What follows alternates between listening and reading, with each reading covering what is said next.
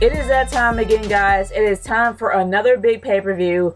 Not one of the big four pay-per-views, but it's time for a pay-per-view in the WWE. It is time for Battleground. Now, I know that Battleground sucked last year, but actually some of the matches seem pretty promising, especially with a lot of positive changes that is happening in the WWE as of late, especially in the Divas division. So I'm looking forward to some of them, especially that.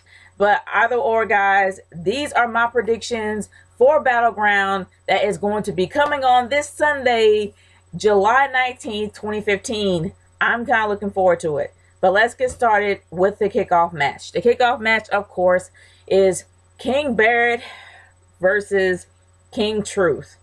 Honestly, or R-Truth, I don't know. It really does kind of make me sad that King Barrett is definitely suffering from the King's curse. And I'm going to always say that because his career has not gone up or down. It's just been there ever since he got the crown. So it's not, I really don't see this being positive for him. Even if he wins, it's against R-Truth. I don't necessarily see it as a positive. Not saying R-Truth is a bad performer, but he doesn't really have much going for him at this point in time. He's kind of comic relief. It's kind of taking the place of Santino. But yeah, I'm seeing R-Truth actually beating King Barrett, and it's not good for Wade. I'm sorry, it's not. This is not good for Wade Barrett. This is not good for R-Truth. This is a match that does not benefit both sides. This is a match that's going to downgrade both characters. And that's the worst thing you could ever do. I don't really see this as a positive for Truth or a negative for Truth. I just see it as just being there. Like a match that will not benefit him anything. It's just going to be like this. Like they're on this level. They plateaued and they're just stuck there. And that's what makes me sad about this match. It's not going to matter because nobody's going to care. In my opinion, I know I don't, which is sad because they're really great athletes. But that's just how I see the match. I really don't care who wins, but I honestly, just for the sake of the predictions video, I'm going to say that R-Truth is going to have the win. All right. Moving on from there to the next match that of this predictions. There's several championship matches and there are a few standalones. So let's get started with some of the championship matches. This first championship match that I have on here, the U.S. title with Kevin Owens versus John Cena for the U.S. championship. Since Kevin Owens actually lost his NXT title in Japan to Finn Balor, I kind of knew that this was going to happen. Like we knew that he was going to lose the title in Japan. And once he loses the title in Japan, he's going to probably take it off John Cena. And I'm hoping he does it tonight. Because he will benefit. Actually, John Cena has done great in making the title have some kind of worth to it. I'm not going to lie. A lot of people are like, oh, John Cena's a cancer. Whatever. I'm going to be real with you.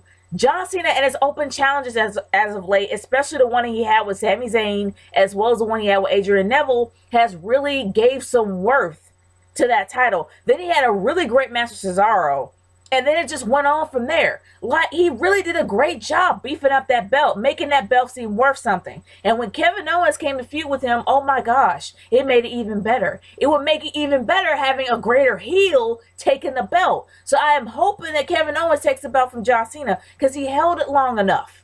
John Cena did his job as a face, a really good job at that. But it's time for Kevin Owens to shine. It's time for Kevin Owens to be the great heel that he is and take the belt from him and actually make the belt more attractive for another face to take it from him. So honestly, my vote goes to Kevin Owens for the win. I'm hoping that that'll be the case. Moving on to the next match, which is a standalone match. We got Roman Reigns versus Bray Wyatt. I'm not gonna lie, y'all. This feud is straight up creepy and very interesting at best. This is probably one of the best feuds that Bray Wyatt has been in a while. Sure, don't get me wrong. The feud he had with John Cena was great starting off for the first WrestleMania he's ever been in. And I think it was WrestleMania 28. I could be wrong. But either or, no, it was WrestleMania 30? I think it was WrestleMania 30. But either or, the WrestleMania that he was in the first time when he feuded with John Cena was a great feud. But this is one of the better ones. I'm not going to lie. It really is. He's going for somebody's kid. We haven't seen that since Eddie Guerrero in that creepy Storytime Hour. Like, him versus Rey Mysterio, that little feud that they had, which was completely and utterly creepy. But honestly, guys, Bray Wyatt and his feud with Roman Reigns has become very interesting. So I really don't mind the outcome of this match. It's going to probably be a comeuppance kind of thing, and Roman Reigns will probably take the win. But Bray Wyatt needs this more. He really, really does need this win more. He needs to be a dominant heel again.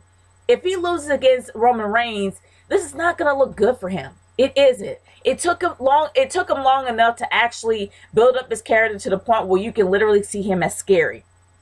But if he loses to Roman Reigns, this is going to downgrade him all over again. I am hoping that Bray Wyatt will take the win here, and maybe at SummerSlam, you got Roman Reigns coming up, getting his comeuppance at SummerSlam. It'll be a bigger payoff for Roman, and it'll be even better payoff now at Battleground for Bray, because it makes Bray a more attractive heel, to take down. And I guess, it will make him a little bit more interesting if he actually does beat Roman this time. It really would. It will beef up the feud for a Big Four pay-per-view. It'll be an even bigger battle, and it'll have an even bigger payoff for Roman. I understand not a lot of people like Roman Reigns. Feel like Roman Reigns being forced down people's throats, and I will agree with you there. There were times that he was. But in this kind of feud, you want him to have his comeuppance. You want that kind of closure. You don't want it to be extended out too long. Not these days. Not with something like this. I understand they will probably want to wait at least a few months for the next Big Four pay-per-view for the bigger payoff. But I'm hoping that they do it that way. My vote actually goes to Bray Wyatt for the win. That's just a hopeful vote, but something tells me it's going to probably be Roman, and they're going to cap it off way too early unless they have Bray go in a different direction. But they will be making a big mistake, in my opinion, if they cap it off now. They need to extend it to a Big Four pay-per-view and have a bigger payoff then. But that's just my humble opinion. But moving on from there. Okay. We're gonna let's go on to another championship match. Not the main one, but let's go to the tag titles. The tag titles are up for grabs with the Primetime Players versus the New Day. I don't want the New Day to take the belts back. I don't. I'm sorry. The Primetime Players have only been champions for a short time. They need to have a decent title reign. It will be a shame if they lose it now. But honestly, Xavier Woods need to find something to do. And the only people that are officially the tag team members are Kofi Kingston and Big E.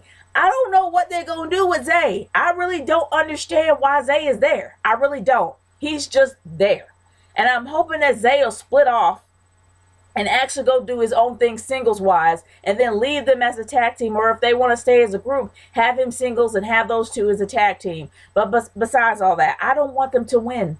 Not because I don't like New Day. It's because that the Primetime Players just got the belts. It'll be messed up if they lose now. Besides, we all know that Titus O'Neil is way stronger than Big E. And it'll be unrealistic if Big E somehow pins him. And we know that Kofi is literally a paperweight compared to Titus O'Neil. He could break him in half. As for Darian Young, I'm not going to lie. He's evenly matched with Zay. But as for Big E, no. He'll get massacred. So it's all about Titus O'Neil. Titus O'Neil can take all three of them out with no problem. So honestly, guys, my vote goes to Primetime Players for the win. I hope he keeps the belts, but we'll see. Moving on to the next standalone match is going to be Randy Orton versus Sheamus. Another random match for Random Randy. Don't get me wrong, guys. Randy Orton has become a little bit more polished over the years. He's not as sloppy as he used to be. He's actually starting to learn from his mistakes. Big shocker. We never thought that Randy Orton would do that, but he actually is, and he's getting better. He's getting better by the month. I guess you could probably say he's getting better by the month or by the pay-per-view, whatever.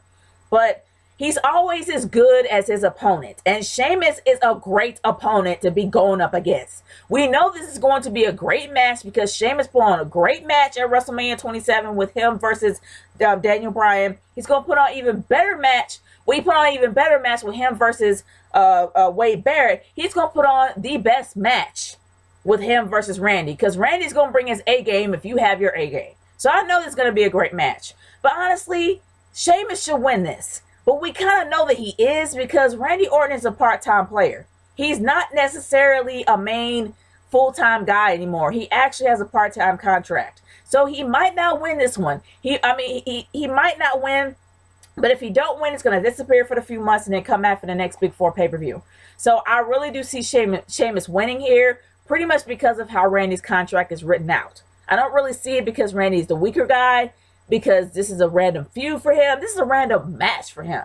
So I really do see that Sheamus is going to win. It's going to really make Sheamus look dominant. And I'm all for that because Sheamus is a dominant dude. And plus his mohawk is actually starting to grow on me. So I really don't mind that at all. But anyway, guys, let's move on to the main event. The main event of the night is Brock Lesnar versus Seth Rollins for the WWE title. Guys, I'm kind of sort of looking forward to this because I really do want Seth Rollins to get slaughtered because I'm a huge fan of Brock. I love me some Brock Lesnar, and it will be completely unrealistic to have Seth Rollins win. But why do I have a gut feeling that somehow Seth Rollins is going to have a cheap win, piss everybody off, and ruin the night? I have a gut feeling that's what's going to happen. I hope it won't. I really hope it won't. I hope that somehow they have Seth Rollins try to fight, but I don't really necessarily see him having either good offense or defense. Because number one, his ex-boy, Roman Reigns, barely had any defense, let alone any offense in at WrestleMania 31. So I highly doubt that somebody as small and as tiny as Seth Rollins compared to Brock Lesnar to come out with a legit win. It's going to be a crappy finish. I'm just predicting that right now, guys. I am seeing a very crappy finish here. I'm hoping I'm wrong. I don't mind being wrong when it comes to this. But I really do see this going to be a very crappy finish.